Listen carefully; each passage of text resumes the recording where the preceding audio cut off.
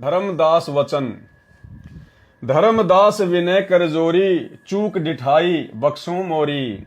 धर्मदास जी ने कहा कि हे गुरुदेव, यदि मैंने आपके साथ में कोई बदतमीजी की हो, यदि मैंने कोई डिठाई की हो, तो हाथ जोड़कर मैं आपसे विनती करता हूं, आप मुझे क्षमा करना। और भाइयों और बहनों, एक सच्चे नेक और अच्छे भगत में गुरुदेव ने यही लक्षण बताए हैं कि जब आपको सतगुरु मिल जाए, परमात्मा मिल जाए, और यदि आपने पहले किसी अन्य आत्मा को अपना गुरु धारण कर रखा था, तो दूसरे गुरु की शरण में जाने के बाद पहले वाले गुरु के साथ में आपने राग द्वेष ईर्ष्या, उसकी निंदा चुगली बिल्कुल भी नहीं करनी है। क्योंकि जहां तक का उसको ज्ञान था वहां तक उसने आपका मार्गदर्शन किया। अब आपको आगे का गुरु मिल गया, आगे का ज्ञान मिल गया। अब हमने पहले वाले गुरु की निंदा चुगली नहीं करनी, अन्यथा हम गुरुद्रोही की श्रेणी में आ जाते हैं। और ठीक इसी प्रकार सतगुरु रामपाल जी परमेश्वर जी ने बताया कि मेरी शरण में आने के बाद और किसी कारण से यदि आपको मेरा ज्ञान अच्छा नहीं लगा, मेरा भक्ति मार्ग अच्छा नहीं लगा, तो बेशक आप जी मुझे छोड़ के किसी अन्य की शरण में जा सकते हो, लेकिन आपने फिर अपने पहले वाले गुरु की निंदा चुगली नहीं करनी, अन्यथा फिर आप जी जन्म जन्मांतरों तक इस काल के जाल से छूट नहीं पाओगे, संतों की निंदा करने के दोषी बन जाओगे। तो धर्मदास जी ने अपने पहले वाले गुरु के साथ बड़ी आधीनी भाव से और कहा कि गुरुदेव, यदि मेरे से कोई गलती हो गई हो तो आप मुझे क्षमा करें, माफ करें, क्योंकि मुझे तो अपना आत्म कल्याण करवाना है। हम ते ही पद अब सेवै जाई, अब हम उन्हीं के पास जाएंगे और वो जो हमें भक्ति बताएंगे उसी अनुसार हम सेवा करेंगे। जिन यह अगम मोही बताई, जिन्होंने मुझे यह आगे का रास्ता बताया है। तुम हो गुरु वो सतगुरु मोरा। धर्मदास जी ने सोचा कि कहीं नाराज ना हो जाए, कहा आप तो मेरे गुरुजी हो और वो मेरे सतगुरु हो जाएंगे। उन हमारे यम फंदा तोड़ा, उन्होंने हमारा भ्रम निवारण कर दिया, काल के जाल से परिचित करवा दिया। तुमने ज्ञान दे भक्त से छुड़ावा। हे गुरुदेव, आपने मुझे अपने स्तर का ज्ञान देके आपने मेरी बुराइयों को छुड़वाया है। उन मोही अलख अगम्य लखावा, और उस संत ने मुझे आगे का मार्ग दिखाया है। अलख परमात्मा को दिखाया है, यानी मुझे आगे का रास्ता बताया है परमात्मा प्राप्ति का। धर्मदास तब करी प्रणामा। उसी समय धर्मदास जी अपने पहले वाले गुरु रूपदास जी को प्रणाम करके चल देते हैं। बांधवगढ़ पहुंचे निज धामा, और अपने घर वापस बांधवगढ़ आ गए। कैतिक दिन यही भाती गए हूं। बहुत सारे दिन ऐसे ही बीत गए धर्मदास जी के। धर्मदास मन चिंत्या भय हूं, और धर्मदास हमेशा चिंतित से रहने लगे। कैतिक दिवस ये विधि बीता, धर्मदास चित बाडी प्रीता। धर्मदास मन माही विचारा, प्रभु आवे करूं भंडारा। अब धर्मदास जी ने मन में विचार किया कि भाई वो साधु महात्मा, जिंदा महात्मा, जिन्होंने मुझे आगे का रास्ता बताया है, वो मुझे कैसे मिले, किस विधि से मुझे मिले परमात्मा। चिंतित रहने लगे। अचानक से फिर धर्मदास जी को ध्यान में आया कि उन्होंने मुझे कहा था कि धर्मदास, जहां पे साधु संगतियां होती हैं, जहां पर समागम होते हैं, धर्म भंडारे होते हैं, वहां मैं पहुंच ही जाता हूं। तो ये प्रेरणा भी परमात्मा ने ही धर्मदास जी को की। धर्मदास मन माही विचारा, प्रभु आवे करूं भंडारा, कि अगर मैं भंडारा करूं तो हो सकता है मेरे प्रभु दर्शन देने के लिए आ जाएं। यज्ञ माही साधु जिमाऊं, जिंदा कहत हम साधन मा आऊं। धर्मदास जी को याद आया कि जिंदा बाबा कह रहा था कि मैं तो साधु संतों के बीच में रहता हूं। तो धर्मदास जी ने सोचा कि धर्म भंडारा करके, वो यज्ञ करके मैं साधु संतों को जिमाऊंगा। इस विधि में दर्शन पाऊं, हो सकता है इस विधि से मुझे उनके दर्शन हो जाएं, अपना सब संशय नसाऊं, और अब की बार यदि मिल गए तो मैं अपनी सारी शंकाओं का समाधान करवाऊंगा। मैं उनसे कोई वाद विवाद नहीं करूंगा। धर्मनि 3 दिवस धर्म यज्ञ आरंभा। धर्मनि यानी धर्मदास जी ने 3 दिवसीय 3 दिन का धर्म भंडारा शुरू करवा दिया। अंतिम दिन हुआ अचंबा, और अंतिम दिन, तीसरे दिन तो चमत्कार हो गया, क्योंकि परमात्मा आ गए। जिंदा रूप धरी प्रभु आए। वो कबीर परमात्मा सतगुरु रामपाल जी भगवान जिंदा महात्मा का रूप धारण करके वहां आ गए। कदम वृक्ष तले आसन लगाए और पास में ही एक कदम का पेड़ था। परमात्मा वहां पर आकर विराजमान हो गए। आसन अधर देह नहीं छाया। अब परमात्मा ने क्या चमत्कार दिखाया। जिस कदम के पेड़ के नीचे परमात्मा विराजमान हुए, परमात्मा का जो आसन था वो जमीन से ऊपर था। परमात्मा जमीन से ऊपर 1-2 फुट ऊंचे बैठे हुए थे बिना किसी सहारे के, और देह नहीं छाया और उनके शरीर की छाया भी नहीं थी। आसन अधर और देह नहीं छाया, अविगत लीला देख हर्षाया। धर्मदास जी जिंदा बाबा की, अविगत परमात्मा की, सतगुरु रामपाल जी परमेश्वर जी की, कबीर भगवान की इस अद्भुत लीला को देखकर मन ही मन में बड़ा हर्ष आया। धर्मदास वचन, ज्ञान प्रकाश, पेज नंबर 23। जोरी पानी में पूछो स्वामी। धर्मदास जी ने उसी समय पानी यानी हाथ जोड़े अपने स्वामी के आगे। कहो कृपा करी अंतर्यामी। हे गुरुदेव, हे महात्मा जी, आपने बहुत बड़ी दया बख्शी मेरे ऊपर। हे अंतर्यामी, आप तो जानी जान हो। अहो साहिब नाम का आही, परचे नाम कहो मोई पाई। गुरु अरु सतगुरु तुमको का कहूं। हे प्रभु कौन देश तुम रहूं। मैं आपको अपना गुरु कहूं या सतगुरु कहूं। आप कौन से देश में रहते हो, कहां से आए हो आप।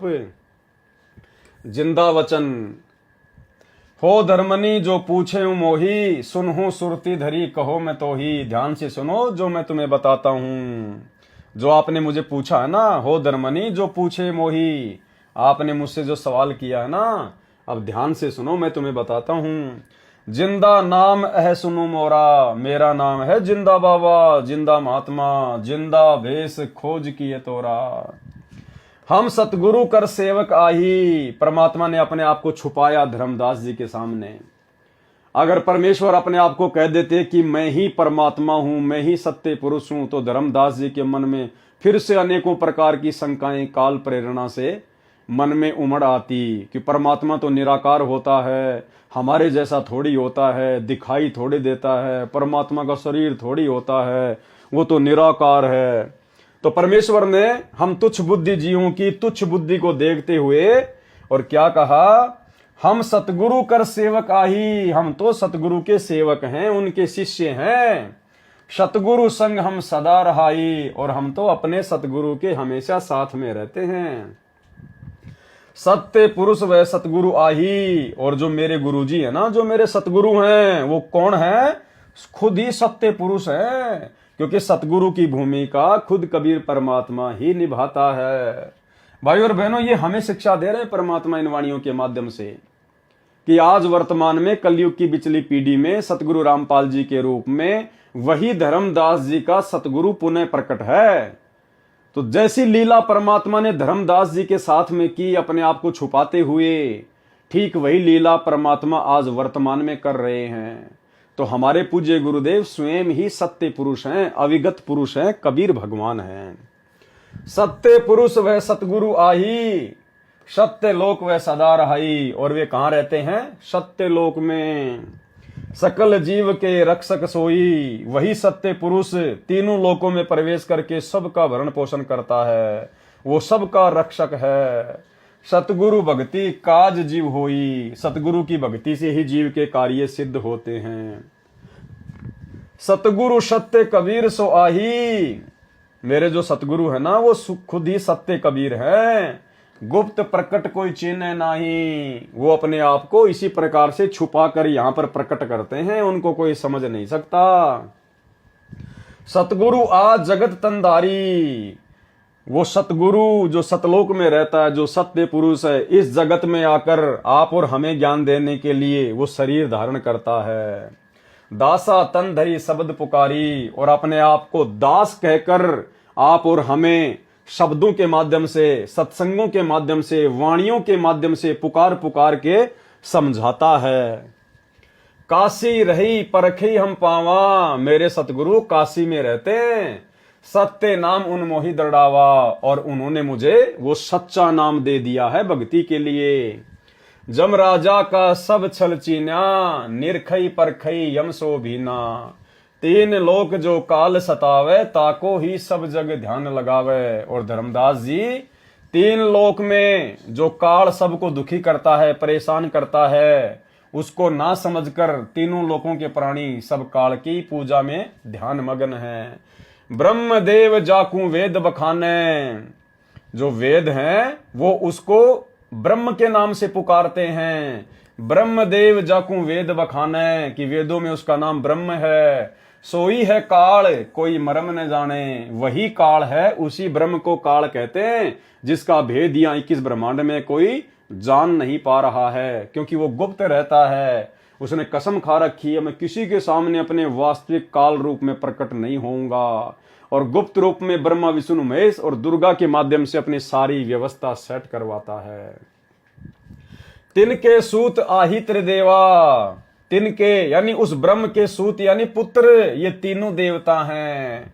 तिन्ह के सूत आहि त्रिदेवा, सब जग करे उनकी सेवा। और ये पूरा जगत उसी काल के तीनों पुत्रों की भक्ति करता है, सेवा करता है। परमेश्वर ने गीता जी में बताया, गीता जी अध्याय नंबर 7 श्लोक नंबर 12 से 15 में, कि ये प्राणी समुदाय मुझ ब्रह्म को ना पहचान कर तीनों गुणों की भक्ति में लगा हुआ है, इन्हीं को परमात्मा मान के इनकी पूजा करता है। और इस ब्रह्म ने, इस काल ने ब्रह्मा विष्णु महेश की तीनों गुणों की पूजा करने वालों को 4 गालियां दी है। आसुर स्वभाव को धारण किए हुए मनुष्यों में मूढ़, मूर्ख, नीच कर्म करने वाले कहते हैं मुझे भी नहीं बजते, मेरी भी पूजा नहीं करते। कौन कहता है? काल। त्रिगुण जाल ये जग फंदाना, इन तीनों देवताओं के माध्यम से, रजगुण ब्रह्मा, सतगुण विष्णु, तमोगुण शिव जी के माध्यम से इस काल ने पूरे जगत को अपने फंदे में फंसा रखा है। त्रिगुण जाल ये जग फंदाना, जाने न अविचल पुरुष पुराना। उस अविचल परमात्मा को जो सतलोक में है, स्थिर है, जो कभी विनाश में नहीं आता, उसको कोई नहीं जानता। जाकी ई जग भक्ति कराई, अंत काल जीव को सो धरी खाई। जिसकी ये संसार भक्ति कर रहा है, अंत काल में वही उसको खाता है। सबे जीव सत्य पुरुष के आही, यम दे धोखा फांसा ताही। ये सारे के सारे जीव सत्य पुरुष के वहां से आए हैं, सतलोक से। यम दे धोखा फांसा ताही, और अब यम ने इन सबको धोखा दे दिया। प्रथम ही भय असुर यमराई, बहुत कष्ट जीवन कहलाई। और ये काल क्या करता है? ये छलबल करता है। सबसे पहले जैसे इसने रावण को राक्षस बनाकर पेश कर दिया, प्रथम ही भय असुर यमराई, बहुत कष्ट जीवन कहलाई। दूसरी कला काल पुनिधारा, दोबारा से उसी काल में अपनी दूसरी चाल चली, धरी अवतार असुर संगारा। और श्री राम रूप में फिर खुद ही उनका संहार करता है, श्री कृष्ण रूप में खुद ही फिर उनका संहार करता है। जीवन बहुविधि कीन पुकारा, रक्षा कारण बहु करे पुकारा। जीव जाने ये धनी हमारा। और ये आम जो प्राणी होते हैं, आप और हमारे जैसे, ये बेचारे उसके धोखे को समझ नहीं पाते। एक तरफ तो वो राक्षस पैदा कर देता है और पूरे जगत में हाहाकार मचवा देता है, फिर हम जीव जो है उसकी पुकार करते हैं, हे भगवान हमारी रक्षा करो, हे भगवान हमें बचाओ, हे सुखदाई परमात्मा तुम कहां हो। फिर वो काल दूसरी चाल क्या चलेगा, फिर खुद ही यहां पर अवतार भेज देगा, उन राक्षसों का संहार करवा देगा। और फिर ये भोली आत्माएं उन अवतारों को भगवान मानकर उनके पीछे लग जाती हैं, और अंत में फिर काल उन अवतारों के माध्यम से उन आत्माओं को अपने जाल में फंसा लेता है। तो ये काल इस प्रकार से यहां पर जीवों को धोखा देता है। जीव बहुविधि कीन पुकारा, रक्षा कारण बहु करे पुकारा। जीव जाने ये धनी हमारा। राम को, श्री कृष्ण को, इन अवतारों को जब ये रावण को मार देते हैं, कंस को मार देते हैं, तो हम जो जीव हैं 21 ब्रह्मांड में, हम सोचते हैं कि ये हमारा धनी है, ये हमारा भगवान है। जीव जाने ये धनी हमारा, देव विश्वास पुनि धरे अवतारा। और ये काल हमारे साथ में फिर धोखा करता है, उन अवतारों को भेजकर हमें विश्वास में ले लेता है कि भाई ये तो पक्का परमात्मा है। प्रभुता देखी कीन विश्वासा, वो राम कृष्ण की वो प्रभुता देखकर, उनके चमत्कार देखकर, और फिर हम विश्वास कर बैठते हैं। अंत काल पुनि करे निराशा। और अंत में फिर उन अवतारों को भगवान मानने के कारण भी हम काल के मुंह में रह जाते हैं, जिस कारण से अंत में भी फिर हमें निराश ही होना पड़ता है। अंत काल पुनि करे निराशा, ये तो इस काल का षड्यंत्र है यहाँ का। ज्ञान प्रकाश पेज नंबर 24। काले भेष दयाल बनावा, ये काल ही दयाल का भेष बना के और जीवों को ठगता है। दयाल का भेष कैसे बनाता है? जैसे अनजाने में जीव आत्माएं इन अवतारों को दयाल मान लेती है, भगवान मान लेती है, राम को, श्री कृष्ण को, अन्य अवतारों को। तो परमात्मा कहते हैं वो काल ही इन दयालुओं का भेष बना के आता है।